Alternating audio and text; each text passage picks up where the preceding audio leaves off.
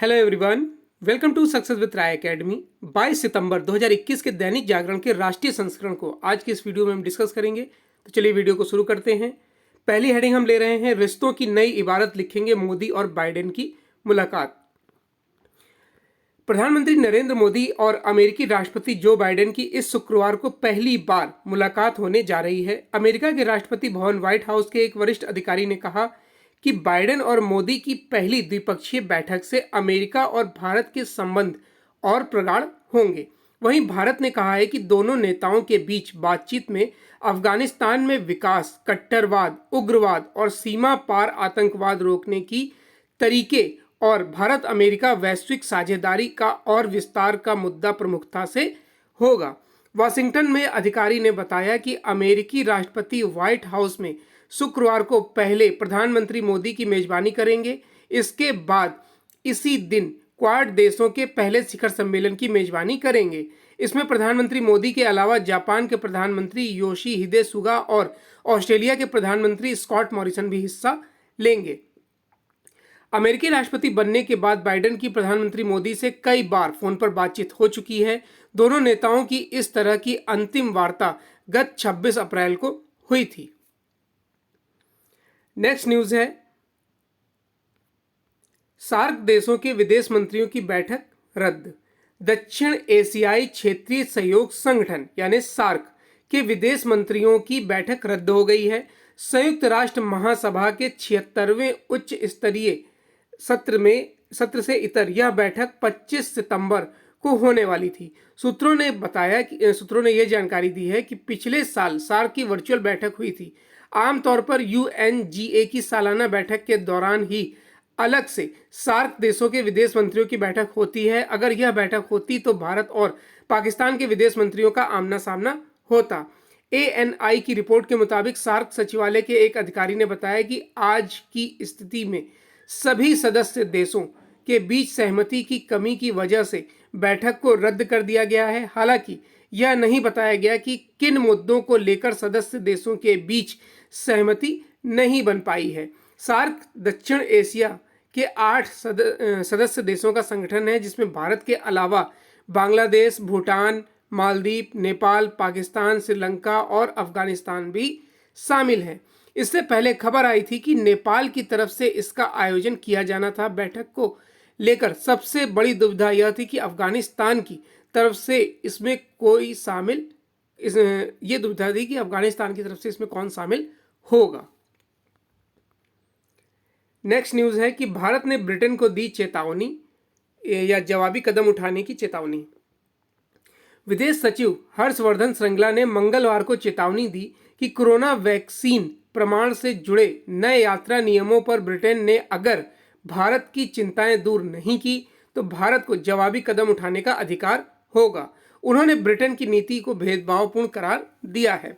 संयुक्त राष्ट्र महासभा के उच्च स्तरीय 76वें सत्र के लिए न्यूयॉर्क में मौजूदा विदेश मंत्री एस जयशंकर और ब्रिटेन की नवनियुक्त विदेश मंत्री एलिजाबेथ ट्रस के बीच मुलाकात के कुछ घंटों बाद श्रृंगला ने उक्त टिप्पणी की है। इस मुलाकात के बाद जयशंकर ने ट्वीट किया कि ब्रिटेन की नई विदेश मंत्री ट्रस से मिलकर बहुत खुशी हुई। हमने 2030 के रोड मैप की प्रगति पर चर्चा की है। अफगानिस्तान और हिंद प्रशांत में हालिया घटनाक्रम पर चर्चा की। मैंने साझा हित में क्वारंटाइन मामले के शीघ्र समाधान का अनुरोध किया है। नेक्स्ट न्यूज है,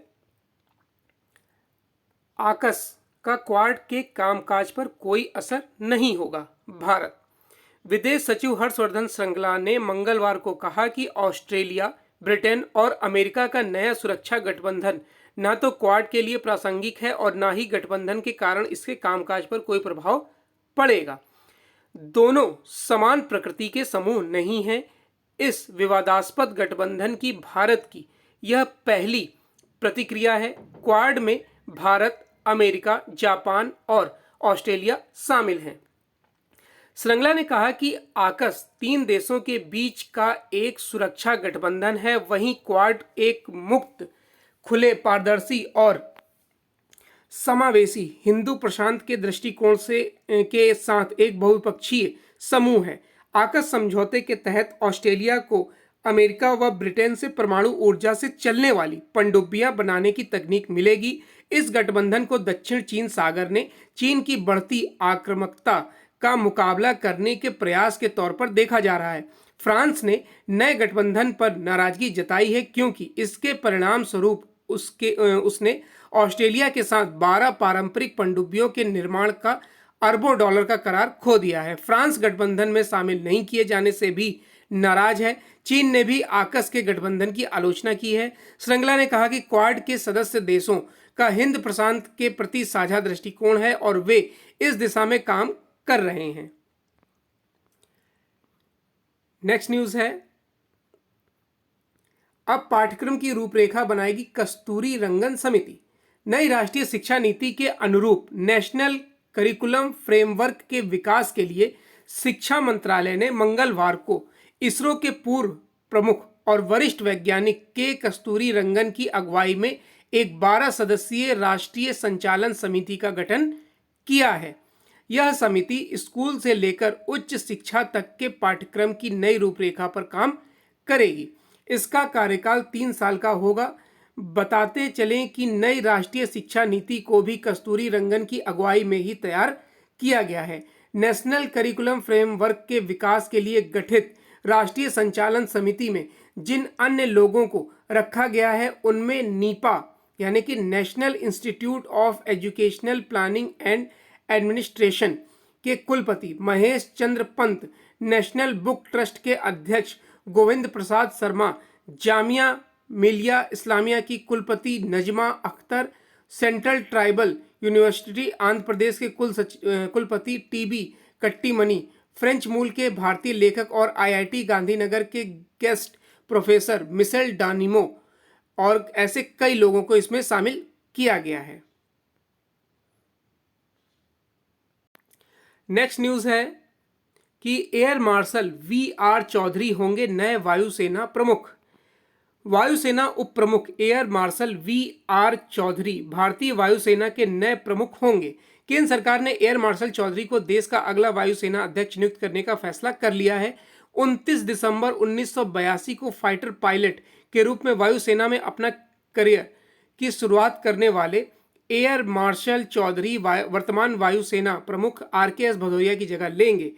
एयर चीफ मार्शल भदौरिया 30 सितंबर को रिटायर हो रहे हैं। एयर मार्शल चौधरी ऐसे समय वायुसेना का नेतृत्व संभालने जा रहे हैं जब भारतीय वायुसेना अपने आधुनिकीकरण के सबसे अहम दौर की शुरुआत कर रही है। नए राफेल विमानों का लगभग पूरा बेड़ा भारत आ चुका है और अगले कुछ सालों में करीब 120 नए लड़ाकू विमानों को खरीदने की प्रक्रिया शुरू हो गई है।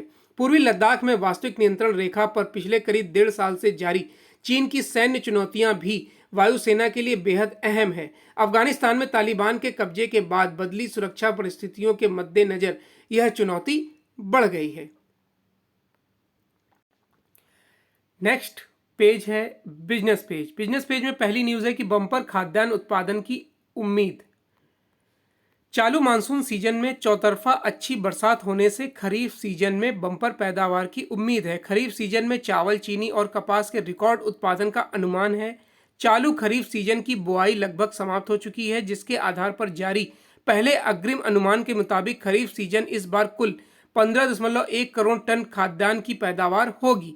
खाद्यान्न की यह पैदावार 2020 से 21 फसल वर्ष के 14.9 करोड़ टन के मुकाबले अधिक है। खाद्यान्न की पैदावार का प्रथम अग्रिम अनुमान जारी करते हुए कृषि मंत्री नरेंद्र तोमर ने कहा कि चालू मानसून सीजन पूरे देश में जून से ही सक्रिय हो चुका था, जिससे खरीफ सीजन की प्रमुख फसल धान की रोपाई समय से चालू हो गई थी। खरीफ सीजन की प्रमुख फसल चावल, मोटे अनाज, दलहन, तिलहन, कपास, जूट, मेस्ता और गन्ना होता है। नेक्स्ट न्यूज है कि बढ़ने लगा चीन के साथ व्यापार घाटा। पिछले 2 साल से चीन के साथ घट रहे व्यापार घाटे का रुख फिर पलटने लगा है। चालू वित्त वर्ष के शुरुआती 4 माह में चीन से होने वाले आयात में 66.63% की बढ़ोतरी दर्ज की गई है।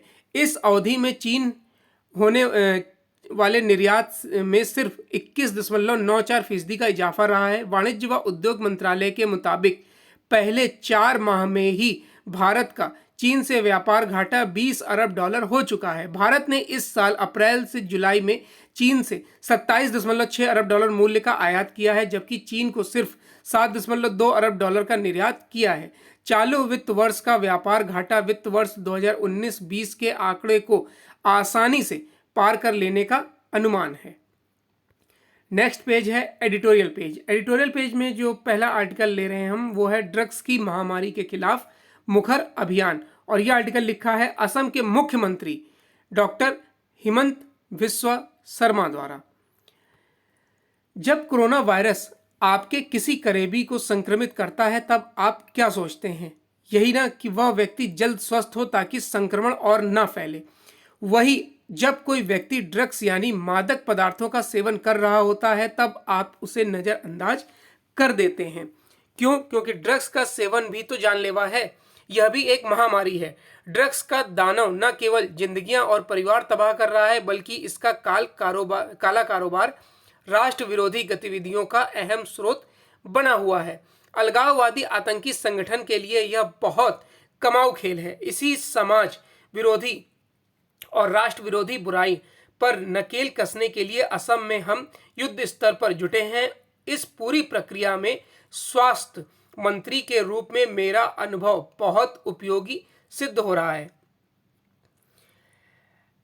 इसे ध्यान में रखते हुए प्रधानमंत्री नरेंद्र मोदी जी ने गत वर्ष 15 अगस्त को नशा मुक्त भारत अभियान की शुरुआत की थी। इसके लिए देश के उन 272 जिलों को चुना गया है जहां सबसे ज्यादा लोग नशे की चपेट में हैं। उनमें 9 जिले असम के भी हैं। दरअसल असम की भौगोलिक स्थिति अंतर्राष्ट्रीय ड्रग्स तस्करों के लिए मुफिद रही है। ड्रग्स तस्करी के लिए दुनिया भर में कुख्यात गोल्डन ट्रायंगल यानी म्यांमार, लाओस और थाईलैंड के बीच का इलाका से नजदीक होने के कारण असम तस्करों के निशाने पर रहा है। वे असम को म्यांमार और शेष भारत के लिए एक कॉरिडोर के रूप में इस्तेमाल करने की फिराक में थे।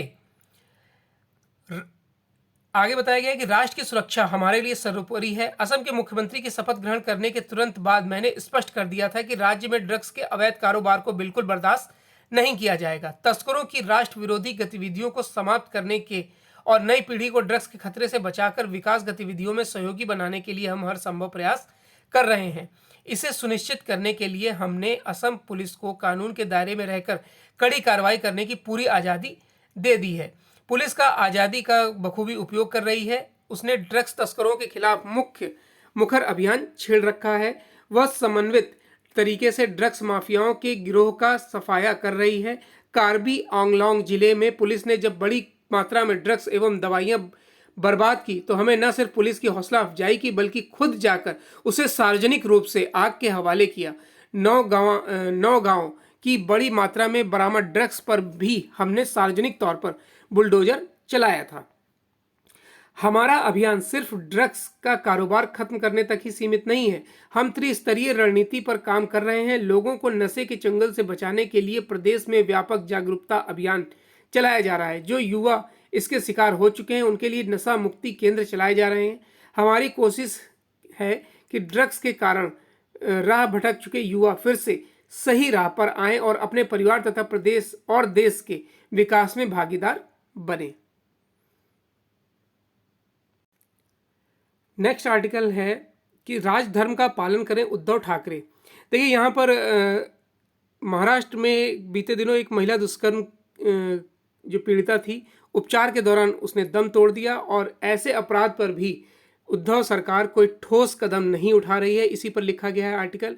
हालांकि इस आर्टिकल में ऐसा और भी कुछ नहीं है जिसे हम डिस्कस करें। नेक्स्ट आर्टिकल है चीन पर निर्भरता की समस्या।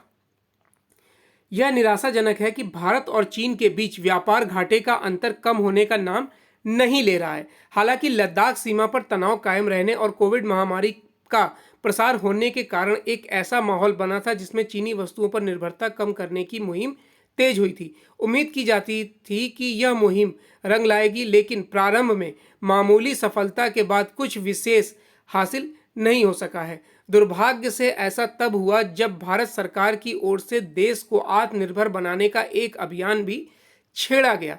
इस अभियान का एक बड़ा उद्देश्य चीनी आयात को कम से कम करना था। माना जा रहा है कि सरकार के इस अभियान और देश विदेश में चीन विरोधी भावनाओं के चलते उसका उल्लेखनीय असर होगा, लेकिन ऐसा हो नहीं सका। विडंबना यह रही कि भारत की तरह अन्य देश भी चीनी आयात पर अपनी निर्भरता कम नहीं कर सके। दुनिया के अन्य देश अपनी इस नाकामी पर कुछ भी सोचें, भारत के लिए यही उचित होगा कि वह चीन से होने वाले आयात को कम करने के लिए नए सिरे से सक्रिय हो। यह सक्रियता तभी प्रभावी होगी जब भारत के उद्योग यह समझेंगे कि चीन पर निर्भरता उनके अपने हितों के प्रतिकूल है।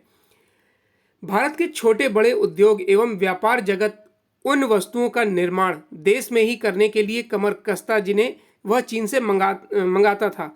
यह ठीक है कि चीन से तमाम वस्तुओं को मंगाना सस्ता पड़ता है, लेकिन इसका यह मतलब नहीं कि भारत का उद्योग व्यापार जगत अपने हित किसी और देश के पास गिरवी रख दे। नेक्स्ट न्यूज है स्पोर्ट्स पेज से कि 20,000 रन बनाने वाली पहली महिला क्रिकेटर बनी मिताली। भारत की अनुभवी बल्लेबाज मिताली राज ने मंगलवार को यहां अंतर्राष्ट्रीय ऑस्ट्रेलिया के खिलाफ वनडे मैच में इतिहास रच दिया। वह अपने करियर में 20,000 रन बनाने वाली पहली महिला क्रिकेटर बन गई हैं। उन्होंने यह उपलब्धि प्रथम श्रेणी लिस्ट ए, T20 और अंतर्राष्ट्रीय मैचों के तीनों प्रारूपों में रन बनाकर हासिल की है। हालांकि टीम के खराब प्रदर्शन के कारण भारत को ऑस्ट्रेलिया के खिलाफ पहले वनडे में 9 विकेट से करारी शिकस्त मिली है। तो ये आज का यानी 22 सितंबर 2021 का दैनिक जागरण का राष्ट्रीय संस्करण था। आई होप आपको वीडियो अच्छा लगा होगा। अगर वीडियो अच्छा लगा हो तो लाइक और शेयर कर दीजिएगा। वीडियो देखने के लिए धन्यवाद।